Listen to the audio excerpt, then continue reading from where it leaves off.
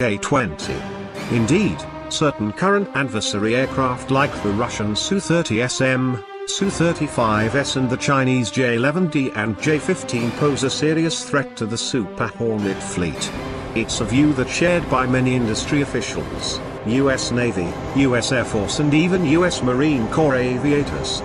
Both F-18EFs and F-35Cs will face significant deficiencies against supercruising, long-range, high-altitude, stealthy, large missile-capacity adversary aircraft, such as the T-50, J-20, and follow-on aircraft, the authors note.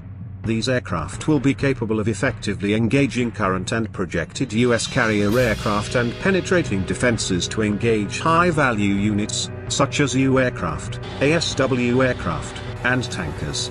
Already, the F-18EF faces a severe speed disadvantage against Chinese J-11 aircraft, which can fire longer-range missiles at a higher kinematic advantage outside of the range of US AIM-120 missiles. Nor does the F-35C, which suffers from severely reduced acceleration compared to even the less than stellar performance of other JSF variants, help matters. Similarly, the F-35C is optimized as an attack fighter, resulting in a medium-altitude flight profile, and its current ability to only carry 2 AIM-120 missiles internally, until Block 3, limits its capability under complex electromagnetic conditions, the authors wrote. As an interim measure, the Navy and Air Force should significantly accelerate the F-35C's Block 5 upgrade to enable the aircraft to carry 6 AIM-120 missiles internally. The F-35C was never designed to be an air superiority fighter. Indeed, naval planners in the mid-1990s wanted the JSF to be a strike-oriented aircraft with only a 6.5 G airframe load limit with very limited air-to-air capability, according to one retired US Navy official. Indeed, some naval planners at the time had discussed retiring the F-14 in favor of keeping the Grumman A-6 Intruder in service. During this period, many officials believed air combat to be a relic of the past in the post-Cold War era. They anticipated most future conflicts to be air-to-ground oriented in those years immediately following the Soviet collapse. Together with a lack of funding, that's probably why the Navy never proceeded with its Naval Advanced Tactical Fighter or AFX follow-on program. The Navy's F-20 program could be used to fill the service's air superiority gap, which has essentially been left open since the F-14's retirement and the demise of the NATF and AFX programs.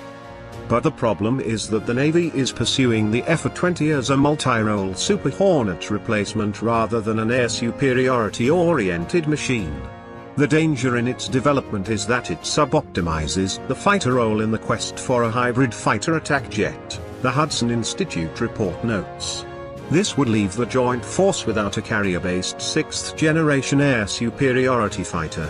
As the Navy's current Director of Air Warfare, Rear Admiral Mike Manetsia, has stated in the past, the authors also note that such an aircraft could feature large passive and active sensor arrays, relatively high cruising speed, albeit not necessarily acceleration, could hold a large internal weapons bay capable of launching numerous missiles, and could have space to adopt future technologies, such as HPM, high-powered microwaves, and lasers.